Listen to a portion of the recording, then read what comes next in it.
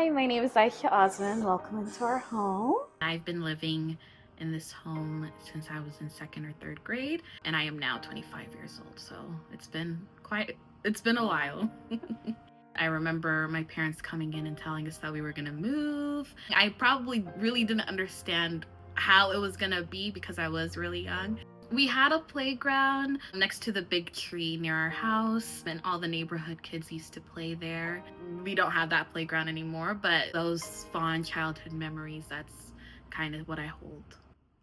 This is the heart of the home. I just think the living room is where my family all comes and sits down, and it's just for a time for us to kind of like connect, especially after work. Like after a long day, I just want to come home and kind of like lay on the couch and interact with my younger siblings, even if they don't want to interact with me at times. Our habitat community is pretty tight knit. Everybody knows everyone. I'm grateful. Please help me welcome Aisha to the stage. Aw.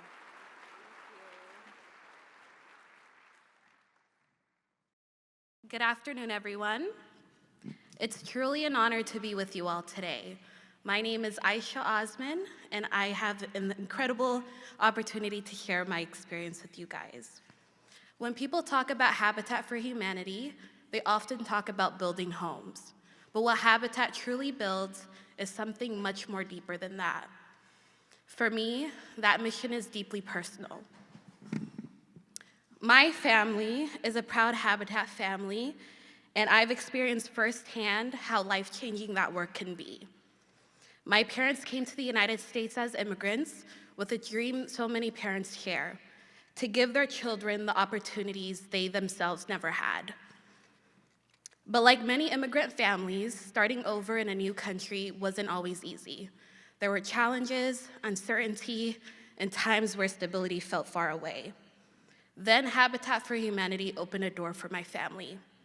When that door opened, it wasn't just the entrance to a home, it was security, it meant consistency, it meant my parents finally had something that they could call their own. A house that we could turn into a home, a place that we could grow up, feel safe, and start imagining a future that now felt possible. That stability changed the trajectory of my life. I remember being 15 years old, sitting in our Habitat home, thinking about the world and my place in it. At the time, President Obama was in office, and his presidency represented something historic for so many young people across the country. It was in that home I decided to write him a letter. I wrote about my experiences as a Black Muslim American and about my family's journey in this country. I wrote about identity, about belonging, and about what it meant to carry both my faith and my dreams. A few months later, I was invited to the White House Eid Reception. At first, I was invited simply as a guest, which already felt surreal enough, but a couple weeks before the reception, I was asked to introduce the president at the White House. Thank you.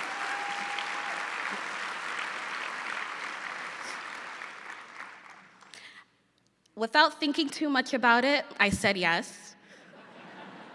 But then reality started to set in, and I kind of regretted it, but I'm so glad that I said yes and decided to take that opportunity. Standing there that day, sharing my story and introducing President Obama was one of the most meaningful experiences of my life. It reminded me how powerful it is when young people are given the confidence and the opportunity to speak about where they're from and who they are.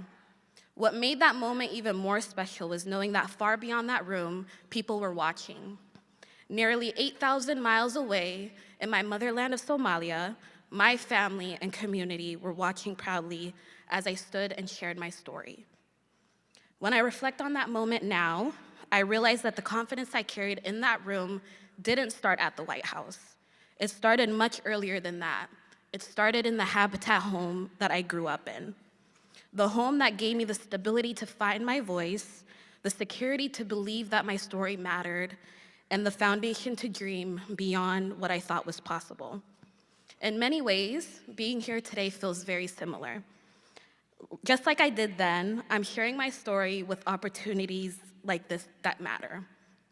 For me, the motivation to keep moving forward has always been rooted in family. My mother never had the opportunity to pursue an education that she deserved, and that reality has shaped my own path. The sacrifices my parents made are the reason I continue to strive towards my goals. I will forever be grateful to them for everything they endured so my siblings and I could have opportunities they never had. Today, I'm working towards attending law school in fall 2027 because I want to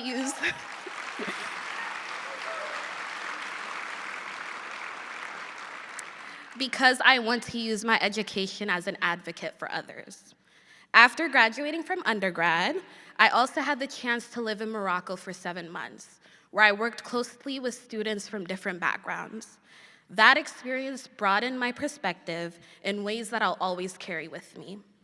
But even while living abroad, I was always reminded how meaningful it is to have a place to return to. And that stability is something so many families are hoping for today. That's why the theme of this year's HopeBuilder Lunch resonates so deeply. Let's open the door. Because behind every door Habitat opens is a family whose life will change in ways that are hard to fully measure. Behind one door might be a child studying late at night, hoping to be the first in their family to graduate college. Behind another door might be a parent who is able to sleep peacefully at night, knowing that their kids are safe. And behind another door might be someone like me, someone whose entire path in life was shaped by the stability of having a place to call home. The work Habitat does is not just about building houses, it's about building futures. So today, I want to thank you all. Thank you for supporting Habitat for Humanity and believing in the power of opportunity. Thank you for helping open doors for families who are ready to build their futures, but simply need that foundation to begin. My family walked through a door that Habitat opened for us, and because of that, my life and my siblings' lives look very different today.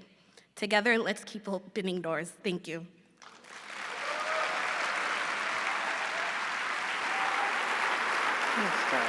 Excellent. Thank you, Aisha. Excellent. I love that. Aisha's story is beautiful.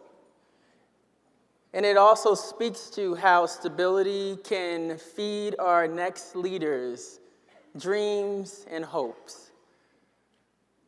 We never know who the next inventor will be, who the next president will be.